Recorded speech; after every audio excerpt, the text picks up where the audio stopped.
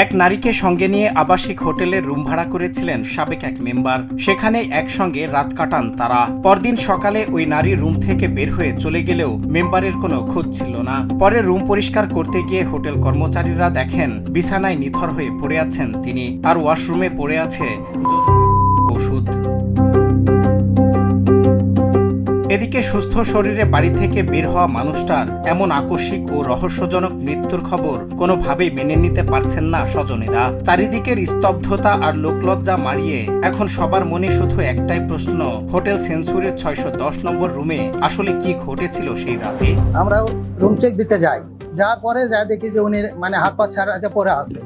তখন আমরা কৃতপক্ষকে জানাই যে স্যার এইখানে এই লোকটা এখানে পড়ে আছে, তাই তো কি করা যায়। তখন আরো 2-3 জন যা দেখে যে উনি মারা গেছে। ঘটনাটি শুক্রবার রাতের। বগুড়ার চারমাথা এলাকার ওই হোটেলের রুমটি ভাড়া নেন এরুলিয়া ইউনিয়নের সাবেক মেম্বার বিপুল চন্দ্র পাল।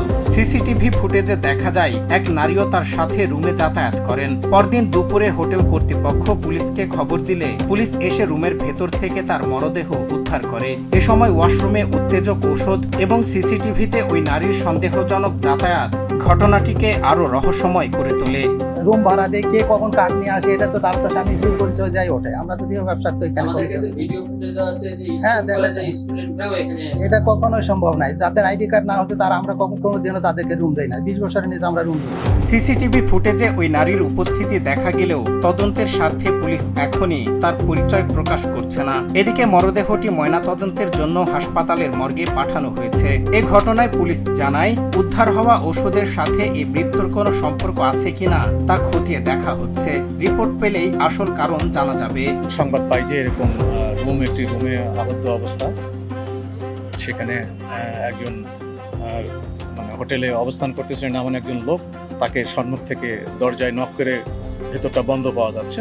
আসার পরে রুমটি তাদের মাধ্যম দিয়ে যতভাবে খুলে আমরা বিছানায় তাকে অচেতন অবস্থান পাই এবং আমরা যেটা পরীক্ষা করে দেখলাম যে তিনি মারা গেছেন। যৌন উত্তেজক জাতীয় একটা ঔষধ পাওয়া যায়, ঘুমের একটা ঔষধও পাওয়া যায়। সাবেক এই জনপ্রতিনিধির এমন মৃত্যু এখন জন্ম দিয়েছে হাজারো প্রশ্নের। ময়না তদন্তের রিপোর্ট আর পুলিশের তদন্তই বলে দেবে পর্দার আড়ালের আসল সত্য। কিন্তু সিসিটিভি ফুটেজের সেই রহস্যময় নারী আসলে কে ছিলেন? এটি কি শুধুই কোনো দুর্ঘটনা, নাকি এর পেছনে লুকিয়ে আছে বড় কোনো অপরাধের ছক? এ সকল প্রশ্ন এখন স্থানীয়দের মনে। সজল বিশ্বাস, নিউজ ডেস্ক, বাংলা টিভি।